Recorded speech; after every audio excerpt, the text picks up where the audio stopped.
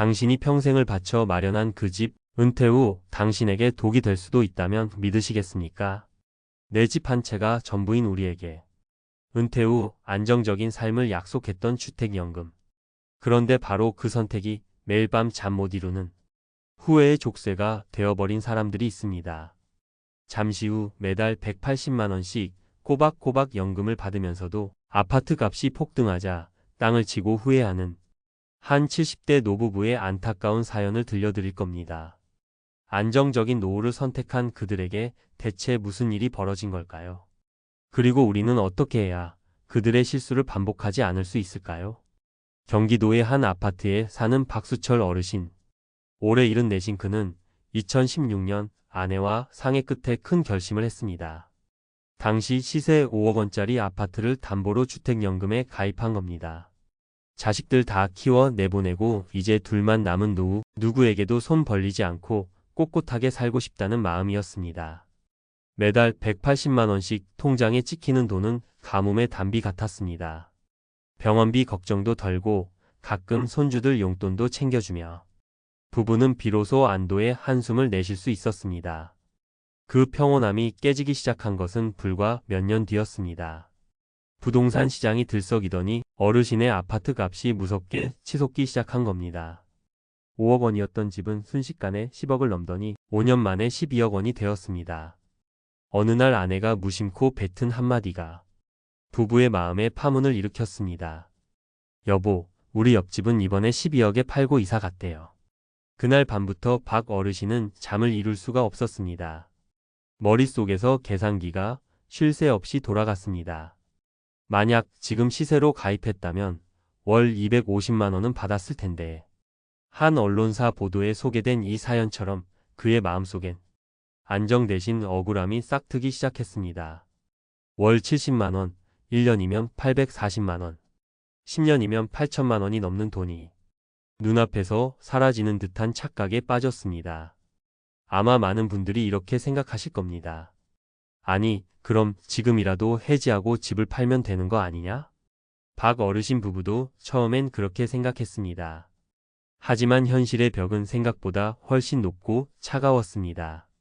연금을 해지하려면 그동안 5년 넘게 받은 연금 원금과 이자, 그리고 처음 가입할 때 냈던 초기 보증료까지 무려 1억 5천만 원에 달하는 돈을 일시불로 갚아야 했습니다. 평생 악착같이 돈을 모았지만 그런 목돈이 있을 리 만무했습니다. 더 절망적인 사실은 따로 있었습니다. 한번 해지하면 같은 집으로는 3년 동안 다시 가입할 수 없다는 페널티, 그리고 3년 뒤에는 아파트 값이 공시가격 9억 원을 훌쩍 넘어 아예 가입 자격조차 박탈될 수 있다는 것이었습니다. 결국 부부는 이러지도 저러지도 못한 채 매일 창밖으로 보이는 아파트 단지를 보며 한숨만 내쉬는 신세가 되었습니다. 박 어르신 부부의 이 답답한 마음 결코 남의 이야기가 아닙니다. 최근 주택시장이 다시 들썩이자 주택연금 시장 전체가 흔들리고 있습니다. 관련 통계에 따르면 2024년 4월 신규 가입은 전년보다 22% 줄어든 반면 해지는 34%나 급증했습니다. 과거 집값이 폭등했던 2021년에는 한 해에만 무려 5천 건이 넘는 해지 신청이 쏟아지기도 했습니다. 연금 몇 푼 받느니 집값 오르는 걸 기다렸다, 한몫 챙기는 게 낫다 는 생각이 우리 사회에 퍼지고 있는 겁니다. 여러분이라면 이 상황에서 어떤 선택을 하셨을 것 같나요? 자, 지금까지 우리는 안정적인 선택 뒤에 찾아온 쓰디쓴 후회를 살펴봤습니다.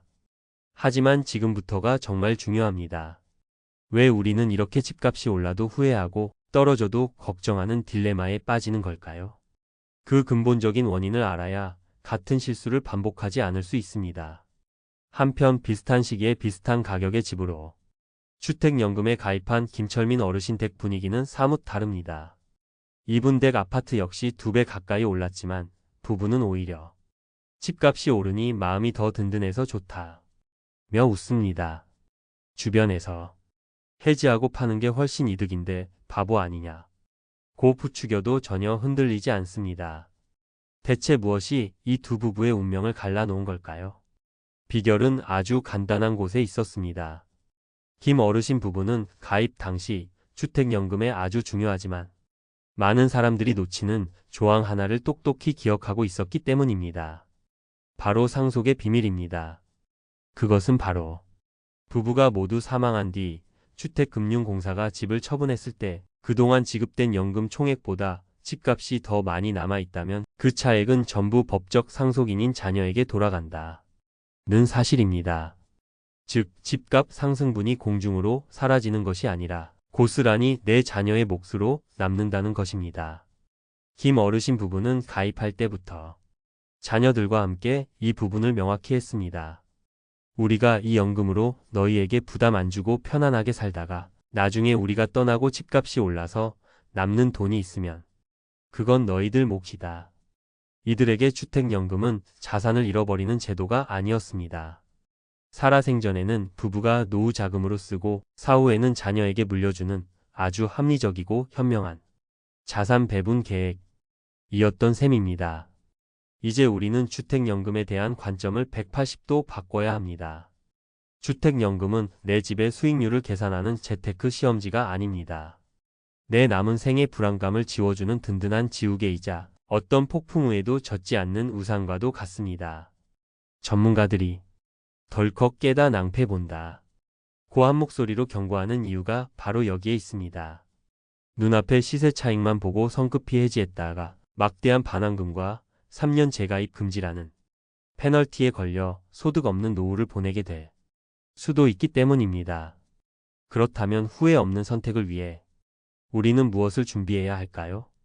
오늘 당장 점검해 봐야 할 4가지를 말씀드리겠습니다. 첫째, 내가 왜 가입하는지 그 목적부터 명확히 하십시오. 단순히 돈이 필요해서가 아니라 그 돈으로 무엇을 하고 싶은지를 구체적으로 그려보셔야 합니다. 부족한 생활비 보충인지, 매달 떠나는 여행 자금인지, 아니면 갑작스러운 병원비 대비인지. 목적이 안정적인 현금 흐름이라면 가입 이후에 집값 등락에 일희일비할 이유가 없습니다. 둘째, 해지의 대가를 숫자로 정확히 계산해 보십시오. 상담 받을 때 웃으면서 물어보십시오. 만약 제가 5년 뒤, 10년 뒤에 후회하면 정확히 얼마를 물어내야 하나요? 그리고 그 금액을 종이에 꼭 적어 두십시오. 눈앞에 받게 될 월 수령액의 달콤함보다 중도 포기에 쓰디 쓴 대가를 구체적인 숫자로 인지하고 있어야 성급한 결정을 막을 수 있습니다. 셋째, 자녀들과 함께 새로운 상속 계획을 세우십시오. 주택연금은 상속 포기각서가 아닙니다. 오히려 우리가 먼저 편안하게 쓰고 남는 것은 너희에게 간다 는 새로운 형태의 상속 계획입니다.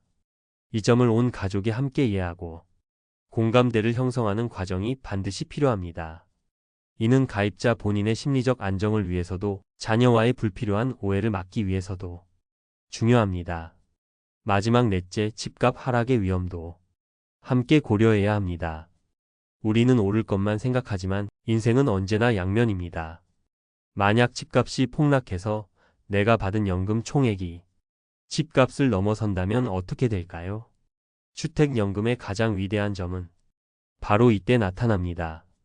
부족분에 대해 자녀에게 단 1원도 청구하지 않고 국가가 그 위험을 전부 책임져 줍니다. 즉, 주택연금은 집값 상승의 이익은 나와 자녀가 나누고 하락의 위험은 국가가 막아주는 우리에게 절대적으로 유리한 안전장치인 셈입니다. 오늘 우리는 집값 폭등 때문에 땅을 치고 후회하는 한 부부의 이야기를 들여다봤습니다.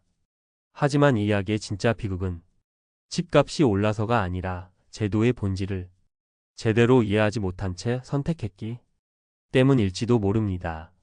주택연금은 내 집을 담보로 거는 투기나 도박이 아닙니다. 내 남은 인생을 불안과 걱정으로부터 해방시키기 위해 국가와 맺는 가장 확실하고 든든한 약속입니다. 여러분의 집이 투자의 대상이 아닌 마지막 순간까지 여러분의 삶을 지켜주는 가장 아늑하고 평온한 성곽이 되기를 진심으로 바랍니다. 오늘 이야기가 여러분의 현명한 노후 설계에 작은 등불이 되었기를 바랍니다. 내용이 도움이 되셨다면 구독과 좋아요를 통해 저희 채널을 응원해 주십시오. 또한 비슷한 고민을 하고 계시거나 다른 좋은 의견이 있으시다면 댓글로 여러분의 소중한 생각을 나눠주시기 바랍니다. 여러분의 모든 날이 평안하시기를 기원합니다. 감사합니다.